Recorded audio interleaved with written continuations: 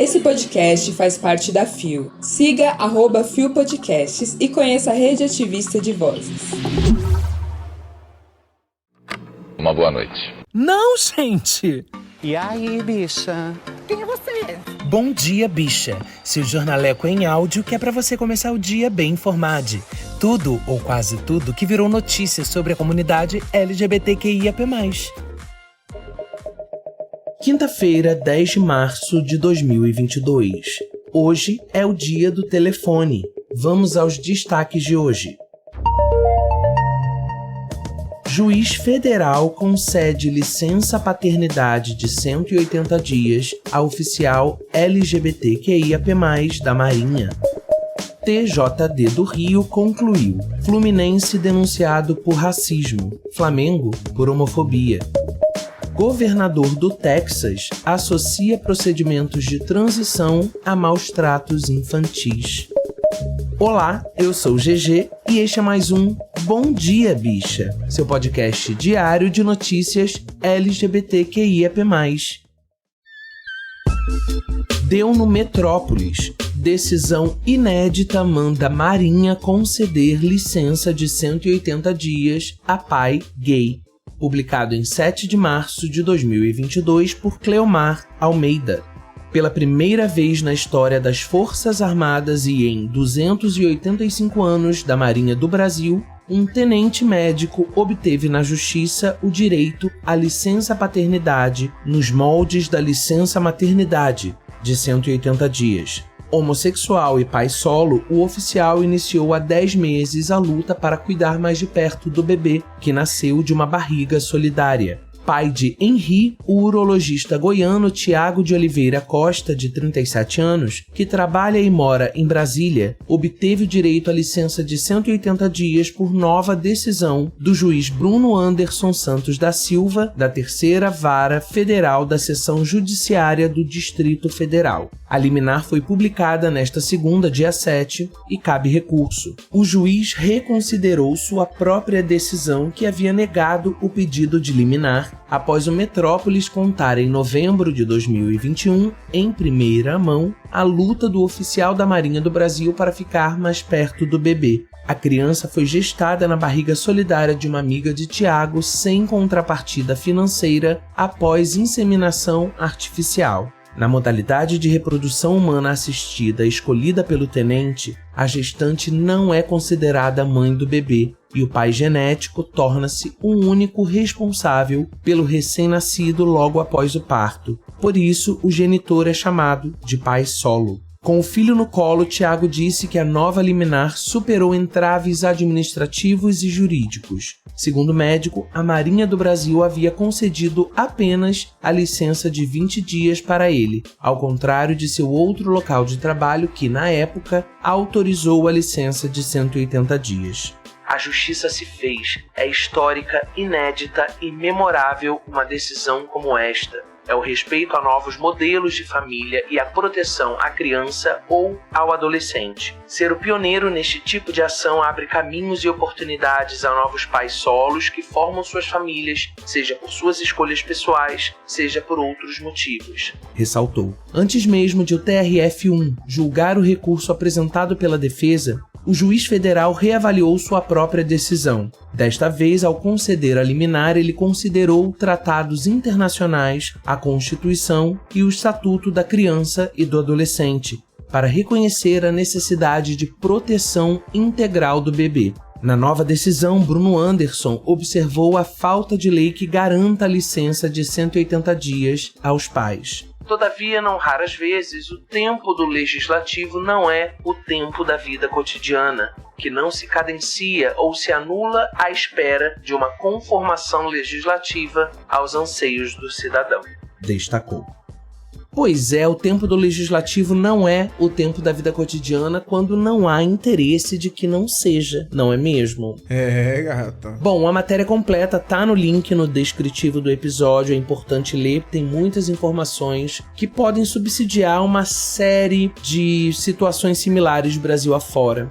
E a gente tá acompanhando a história do Tiago e do Henri desde praticamente o início do Bom Dia Bicha, né? Quem tá aqui desde o começo tem acompanhado com a gente essa saga que termina bem. Aliás, termina não. Esse é o começo de uma vida feliz de pai e filho vitoriosos, como tem que ser. Ah, mas cabe recurso.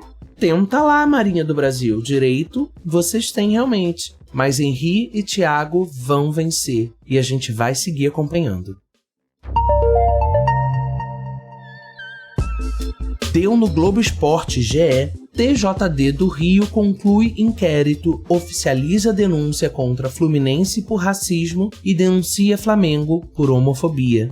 Publicado em 4 de março de 2022 por Tébaro Schmidt e Thiago Lima. Conforme anunciado no dia 28 de fevereiro, a Procuradoria do Tribunal de Justiça do Rio oficializou nesta sexta a denúncia de racismo contra o Fluminense pelo caso envolvendo o atacante Gabigol no Fla-Flu do dia 6 de fevereiro no estádio Newton Santos. Mas o Flamengo também foi denunciado no mesmo pedido feito pelo procurador Luiz César Vieira da Silva por cânticos homofóbicos de rubro-negros contra tricolores no Clássico. O julgamento será na próxima quarta-feira, dia 9 de março, às 15 horas, horário de Brasília. Os dois clubes foram enquadrados no artigo 243-G do Código Brasileiro de Justiça Desportiva, que fala em praticar ato discriminatório, desdenhoso ou ultrajante relacionado a preconceito em razão de origem étnica, raça, sexo, cor, idade, condição de pessoa idosa ou portadora de deficiência. A pena prevista é de multa de R$ 100 a R$ 1.000 para o clube, além da perda de 3 pontos no Campeonato Carioca, caso a infração seja praticada simultaneamente por considerável número de pessoas vinculadas a uma mesma entidade de prática desportiva. O inquérito aberto pela presidente do TJD do Rio, Renata Mansur, para apurar o episódio também foi encerrado. O auditor sorteado para o caso, Dr. Rafael Fernandes Lira, argumentou que é possível identificar a palavra macaco no vídeo, mas concluiu que há nos autos elementos probatórios que caracterizam a possibilidade e probabilidade de ocorrência de injúria racial ou minimamente ofensas, desrespeito, e pede a adoção das medidas jusdesportivas cabíveis. Também foi aberto inquérito sobre o caso de homofobia, mas a Procuradoria se antecipou e já fez a denúncia. O vídeo que mostra cânticos homofóbicos e gerou a denúncia contra o Flamengo foi gravado no meio dos rubro-negros que estavam no setor leste superior do estádio e divulgado nas redes sociais. Enquanto eu gravo o episódio na noite de 9 de março, acaba de sair a decisão do julgamento. Fluminense absolvido da acusação de racismo e Flamengo multado pela homofobia da sua torcida. Infelizmente, a multa de R$20 mil não faz nem cócegas nos robustos cofres rubro-negros. E o problema não são os cofres cheios do Flamengo, não. Enquanto não houver uma consequência mais drástica, os clubes se movimentarão pouco ou nada para a educação e a informação de sua torcida no que diz respeito à LGBTfobia. É muito triste o futebol ser um ambiente tão hostil para a nossa comunidade. Deu no Nexo Jornal. Governador do Texas manda investigar pais de crianças trans. Publicado em 23 de fevereiro de 2022 por Redação Nexo. O governador do estado americano do Texas, Greg Abbott, determinou que órgãos públicos estaduais investiguem pais de crianças trans. A decisão foi assinada na terça-feira, dia 22. A ordem diz que o Departamento de Família e Serviços de Proteção do Estado deve investigar os pais de crianças sujeitas a procedimentos abusivos de transição e que outras agências estaduais devem investigar locais onde esses procedimentos ocorrem. A decisão do governador do Texas também afirma que profissionais de saúde e professores que tiveram contato com crianças que passaram por transição precisam reportar os casos. Se não fizerem, ficam sujeitos a denúncias criminais.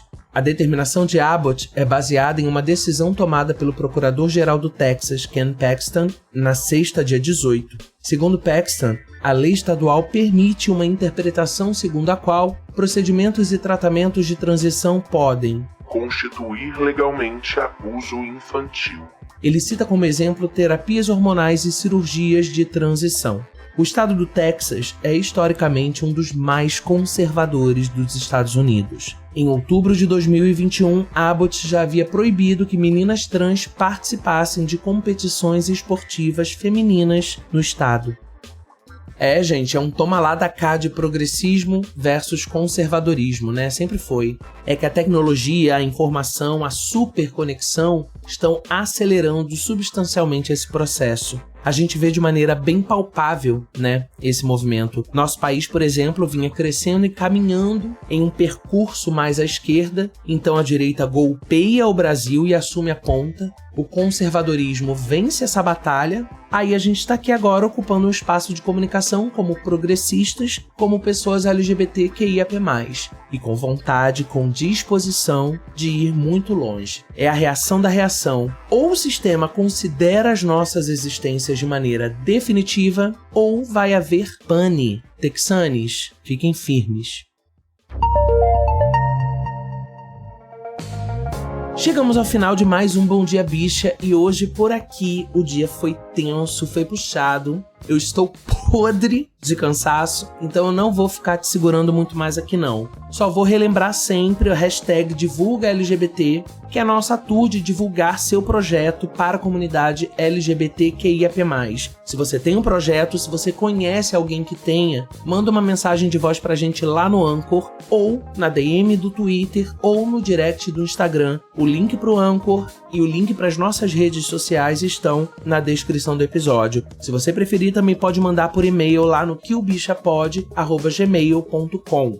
O Bom Dia Bicha conta com identidade visual e edição de Rod Gomes, pesquisa de Dan Pereira, roteiro de Dan Pereira e GG eu mesmo, que além de apresentar também faço a produção geral. O programa faz parte do feed do Kill Bicha, um podcast queer, que está no selo Fio, a rede ativista de vozes. Ouça os outros episódios, compartilhe nas suas redes sociais, não deixe de nos marcar e de nos seguir. Boa quinta, amanhã é sextou, hein? E a gente está de volta. Beijo!